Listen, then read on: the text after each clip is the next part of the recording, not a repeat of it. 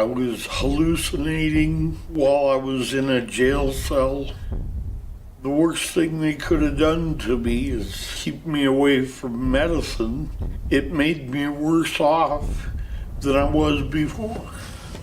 Many of the country's 3,300 jails have seen a rise in the number of inmates with serious mental illness. Jails and prisons have become the last resort for those in need of treatment.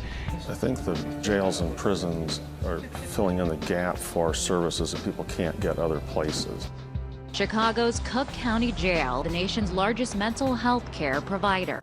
Issues that we're looking at more closely. The first of those is timely and effective access to psychiatric medications. I was brought into Cook County Jail May 6, 2015. Symptoms, hallucinations, nightmares, dreams, also hearing voices. When I got here, I let them know about my situation and that I needed my medication, my psych. When I first met with them, they told me straight out blank that they were not going to give me my medication for my voices, which is cerebral.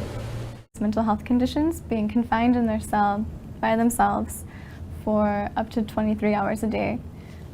Often losing their hour out, so being confined for 24 hours a day. It was really hard. It was, to be in your room all day, not being able to have, privileges, and et cetera, knowing that other people in the facility are having those privileges, like, going to church, going outside, or going to NA meetings, I, have bipolar, depression. Being locked down in your cell, like, for 23 hours a day is, like, hard, it caused me to be emotional and stuff.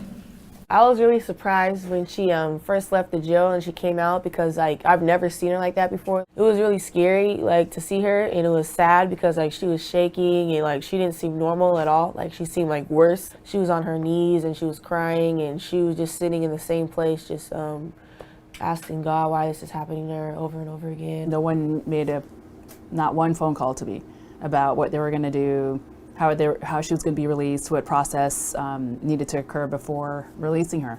And if those inmates have significant mental illness, very frequently you see them rearrested shortly thereafter.